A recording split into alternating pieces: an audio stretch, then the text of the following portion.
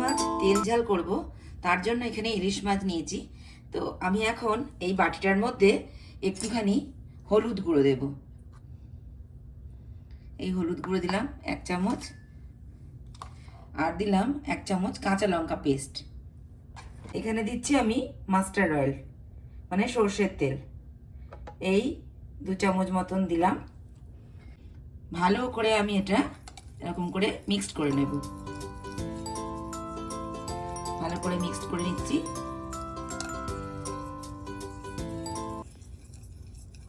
এবার আমি এই মাছগুলো এর মধ্যে এরকমভাবে দিয়ে দেব। এইভাবে মাছগুলোকে দিয়ে বেশ ভালো করে এটা মিশিয়ে নেব হাত দিয়ে। করে এটা আমি 10 মিনিট ম্যারিনেট করতে দেব মাছটা। তারপরে ওদিকে আমি রেডি করছি। একটু ভালো করে এরকমভাবে হাত দিয়ে করলে ভালো হয়, চামচ দিয়ে করলাম না, তাই হাত দিয়ে করলাম। এইভাবে এটা আমি মিশিয়ে রেখে দিলাম 10 মিনিট। হ্যালো এভরিওয়ান, আজকে আমি ইলিশ মাছের তেল ঝাল বানাবো। এটা আমার শাশুড়ি মার রেসিপি। সবসময় তো ভাপে, তারপরে বেগুন দিয়ে ঝোল, কুমড়ো দিয়ে সব কিছু খাই। তো এইটা ইলিশ মাছের তেল ঝালটা খেতে খুব ভালো। তো আমাদের দেখানো হয়নি, তো আমি আজকে কী করে বানাচ্ছি সেটা দেখাচ্ছি। এটার জন্য আমি এখানে নিয়েছি ইলিশ মাছ। তো আমি এটা ম্যারিনেট করে রেখেছি 10 মিনিট ধরে। আর এখানে নিয়েছি আমি টমেটো পিউরি, মানে গ্রেট করে নিয়েছি টমেটোটা। আর এখানে নিয়েছি একটু কালো জিরে পেস্ট। এটা দিয়ে আমি বানিয়ে ফেলবো। তো এখন আমি ফ্রাই প্যানে সর্ষের তেল দিলাম। এটা তেল ঝাল তো, তাই একটু তেলটা একটু বেশি লাগবে। আর ইলিশ মাছ এখনো ভাজতে নেই, কারণ ইলিশ মাছের মধ্যে ওমেগা 3 ফ্যাটি অ্যাসিড আছে। তো তার জন্য শরীরের জন্য খুব ভালো, একটু তেল বেশি লাগবে আজকে। তো আমি এই তেলটা দিলাম। তেলটা প্রায় গরম হয়ে গেছে, তো আমি একটু হলুদ দিলাম, যেমন দিই যাতে তেলটা না ছেটকায়, তার জন্য হলুদটা দিলাম। হলুদ দিয়েছিলাম তাই জন্য এটা এরকম হয়েছে। তেল যেন বেশি গরম না হয়, তো আমি এখানে দিয়ে দিলাম একটুখানি টমেটো পিউরি। এটা একটা বড় টমেটো আছে। তো ভালো করে এটা যে বেশ সুন্দর করে এটা নাড়বো। টমেটোটা যেন ভাজা ভাজা হয়, কোনো কাঁচা গন্ধ না থাকে, তার জন্য ভালো করে এরকম করে এটাকে নেড়ে নিতে হবে। একটু হলুদ অ্যাড করলাম। হলুদটাকে এখনো এর জলটা রয়েছে।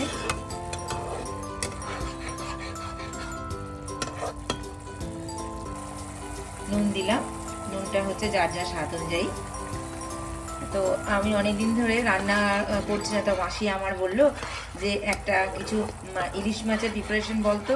তো আমি আজকে আমার শাশুড়ি মার রেসিপিটা আমি আজকে রান্নাঘরে দেখালাম, যাতে আমার মাসি এটা বানায়, থাকে কলকাতায়, তাই তার উদ্দেশ্যে আমি এটা আজকে বানাচ্ছি।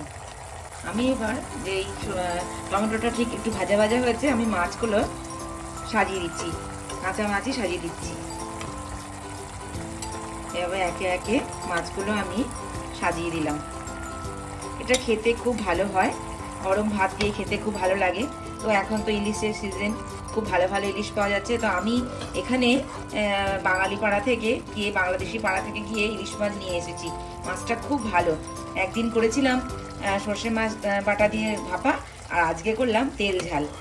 তো এই যে ম্যারিনেট করে রেখেছিলাম যেটা, এইটা এখন আমি এই মাছের ওপরে এরকমভাবে দিয়ে দেব। এইভাবে আমি দিয়ে দেব, এতে আরো ভালো স্বাদ হবে। বাটি ধোয়া জলটা একটু দিয়ে দিলাম। এটা ফুটছে। আমি এখানে 2টো কাঁচা লঙ্কা নিয়েছি, এটাকে এইভাবে চিড়ে, কাঁচা লঙ্কাটাকে এইভাবে চিড়ে আমি এখানে দিয়ে দেব। কাঁচা লঙ্কা বাটা তো দিয়েছি ম্যারিনেট করার সময়, এখানে দিয়ে দেব। আমি এবার ইলিশ মাছটাকে ঢাকা দিয়ে দিলাম। খুব সুন্দর গন্ধ বেরিয়েছে। তো আমি পাচ্ছি এটা খুব সুন্দর, এটা খেতে খুব ভালো হয়, আর মাছটাও খুব ভালো। তো আমি এভাবে বানালাম। আমি 5 মিনিট ঢাকা দিয়ে রেখেছিলাম। ঢাকাটা খুলি, ঢাকাটা খুললাম। মাছগুলো একদম রেডি, এই যে তেল বেরিয়ে এসেছে। এবার আমি এখানে কালো জিরে বেটে রেখেছিলাম, এটা দিলে খুব ভালো স্বাদ হয়, সেটা দিয়ে দিলাম। দিয়ে ভালো করে একটু নাড়াচাড়া করে দেবো।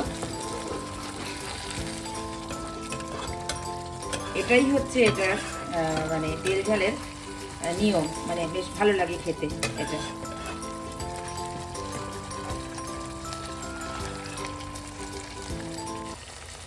সামান্য একটু নুন দিলাম, নুনটা একটুখানি দেখে দিতে হবে।